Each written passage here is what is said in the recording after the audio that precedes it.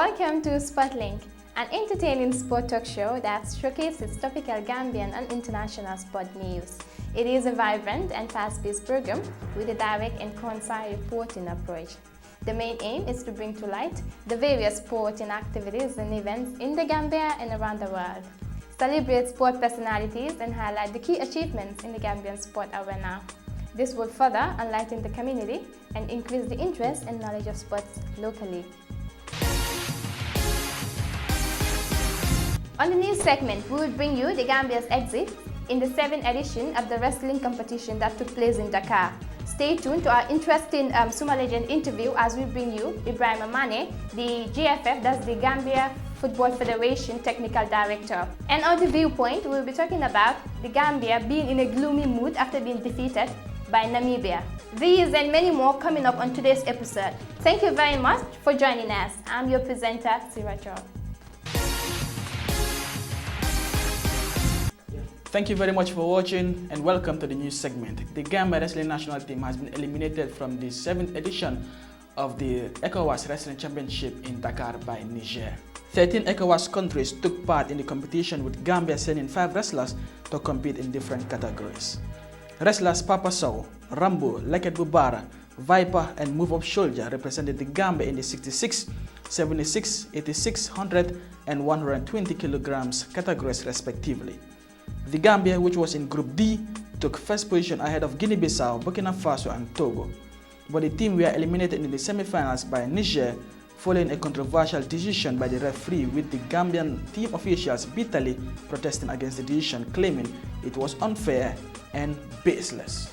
To the internationals and FIFA presidential candidate Prince Ali bin Al Hussein says any delay in electing Sepp Blatter's replacement will create further instability. The Jordanian wants to replace the suspended president of World Football's governing body in February's election. But after Blatter, 79 and UEFA President Michel Platini, 60, were suspended, FIFA is expected to discuss postponing the vote. Prince Ali said that will tell the world lessons haven't been learned.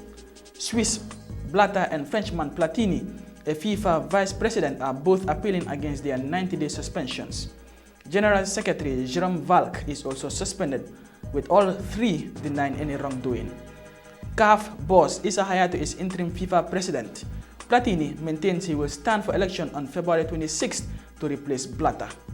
FIFA's emergency meeting is being held on 20 October in Zurich. My name is Ibrahim Amani from Basay Maniakunda, Ogo River Division.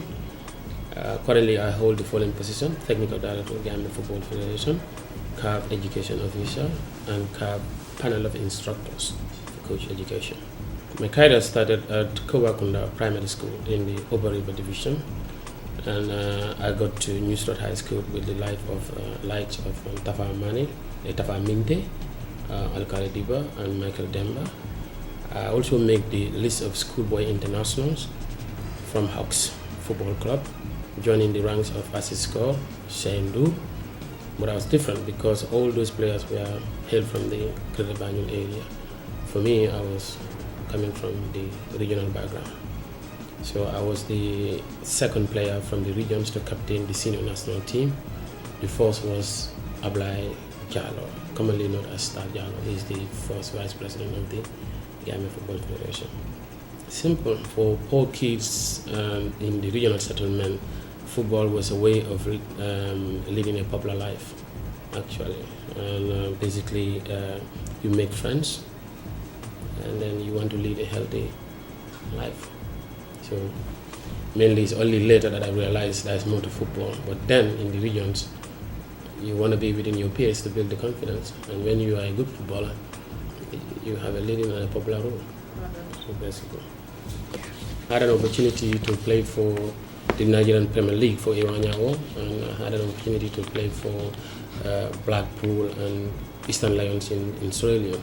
But because of my commitment to banking career, it was difficult for me to venture into African football. So that's that was a disappointment. I wish I've taken the opportunity. My highest is actually becoming a technical director of the Gambia Football Federation, and also CAF Education Officer and CAF Panel of Coach Instructors. Those are my highest. In any rebuilding efforts, there are circumstances and instances, particularly surrounded with bottlenecks. GFF is rebuilding a national team. We've been away from international football at the national level for quite a while. And I think that is why we are experiencing some of the hiccups, for instance, the matches that we have played. But I think the game at home here, the strategic intention wasn't clear. I think it makes you wonder, to lead you questioning, did the players follow the instructions of the coach? But also you can ask to say, were the instructions to the players clear? Because it wasn't really clear in the game. Whatever it is, I think it was made clear that the coach have issues with his material.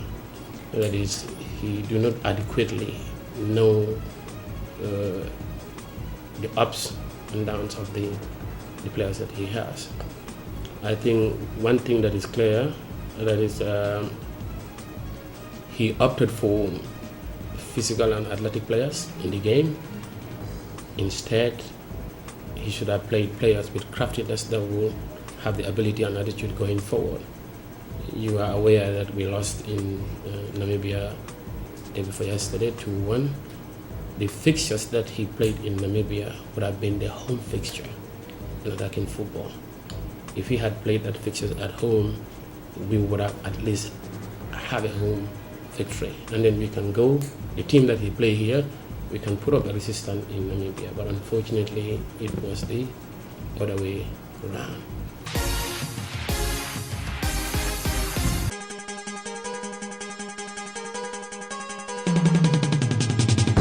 Jato Cisse, Argentina. Alaji Sarr, Port Authority. Arsenal, Man United in the 2015 league in Arsenal hybrid. Serve a purpose greater than yourself, self-confident. Chernobara Toure. Welcome yet again to another edition of the Viewpoint on Sportslink. Viewpoint is a segment created that is meant to discuss on topical sporting issues and highlights. And as usual, I am your host, Modela Mbi, and I'm flanked today by Ms. Rachel and a guest, a renowned journalist in Momodu Gajaga. Welcome, guys. Thank you very much. Really appreciate it. And our main topic of discussion today will be Gambia's exit in the preliminary round qualifier of the 2018 FIFA World Cup, being beaten 2-1 by Namibia in Windhoek, 3-2 on aggregate overall. And I think the first leg was the crucial decider of that particular encounter, Gajaga. You know, Gambia drawing 1-1 with Namibia at home. What do you think? What do you make out of the performance? Well, I think it was a dismal performance by the Scorpions of the Gambia, looking at how it all started here in Banjul in the first leg, where the Scorpions had to get a late equalizer to be able to stay on the qualifiers, until in the second leg in Namibia, where everything just went wrong again for the Scorpions. We were beaten by 2-1, 3-2 on aggregate. Appalling performance for the Scorpions, and obviously you will realize that the whole issue surrounding the team's preparation was not good enough, and there were some choices made by the coach which really affected the team performance. We will come to all that. Yeah, actually we saw the team be booed off, you know, at halftime, and even, you know, the fans turning out against their own country supporting another nation. But Sarah, what's your view on the Gambia's elimination? My opinion on the matter to begin with, I think the Gambia, we underrated Namibia simply because we won them back in 2010, right? So basically, this is to show that do not underrate anybody when it comes to football, because the moment you do that, you will be the one, you know, on hold or catch in it. So basically, well, it was a bad performance because we were there and we see how Gambia played, and then the return leg was like worst. So it was. Okay, Gajaga, you know, we've seen in the first leg Gambia drawing 1-0, and though we didn't get to watch the return leg live on TV, but according to reports we got, I think the performance in Windhoek was much more, you know, better than what they showed in in Banjul here. What do you make of the return leg? Well, Scoring, I think, as early as in the 10th minute through Padiba. yes, I think, it all started when the Gambia scored first. I think, yes, they were a little bit lucky to be able to score a first goal. But overall in the game, you would realize from the match commentary that most of the people were following that they didn't perform well. It was like all Namibia, with all the fantastic opportunities in the game, and also by looking at even the ball possession, and even with the number of corners that the Namibian has, you would realize that they were far better than the Scorpions. And this was expected by any genuine Gambian who looks at football not at a fan point of view, but if you want to properly analyze it into perspective. The Namibians gave a very good account of themselves here in Banjul. I think in the first leg, that's where everything was decided. Even though mathematically Gambia was still in contention, but you will realize that with the performance that the Namibian put up here in Banjul, I think obviously it was not a surprise for the Gambia to be defeated in Windhoek. Okay, and we actually saw that in the first leg, the fans actually turned out against their team and were supporting the Namibians. That actually led to some confusion around inside the stadium, because some fans were actually thinking, what's going on with certain people. But for me, I think they have all the right to support whoever they feel like supporting. Yeah, what do you make out of it? Just to come in here, one thing the fans should understand, in football, one person will dominate and the other person will come and dominate. It's not like a one-man team here. So basically, probably they were upset because the football that they expected on that day was not shown, and it was the Namibian side that showed it. This is why they come up with such, expressing how much angry they were towards their boys. This is not the first time a similar thing is happening in football. Exactly. At a professional level. I will tell you about the Premiership, for instance. It happened. Even Arsenal fans, exactly. Chelsea, Manchester United, they turn against their own players when they are performing dismally. You can't be playing at your own home stadium where you got the support from the fans. Obviously. And obviously you even have a problem with ball control. Obviously they get frustrated, and if you are frustrated, sometimes you're forced to do certain things which perhaps maybe it's not your intention, but I think the fans have every right to be frustrated. The performance was absolutely disastrous. Finally, Gajaga, let me put you on the spot here. Do you think the Gambia really missed Modo Barrow and possibly Mustafa Kereyo? Most definitely, they're one of the country's best players. Looking at what they're playing at their clubs, Barrow especially, he might not be a regular for the Premier League side Swansea City, but obviously when you look at the pedigree that he has shown in the previous matches against South Africa and also Cameroon, he's definitely a big miss in this past game against Namibia in both in Banjul and also in Windhoek. He would have been an added value.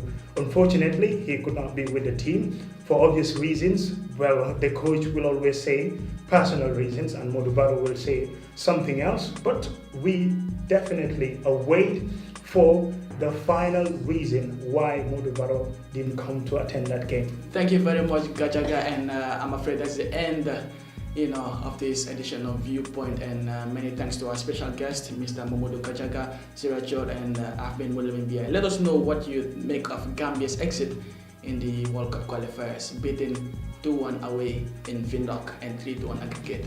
Thank you very much. Goodbye. Welcome back, and thank you once again for being with us throughout. Unfortunately, that's all the time we had on this week's episode, but you can join us again next week as we unravel more sport updates.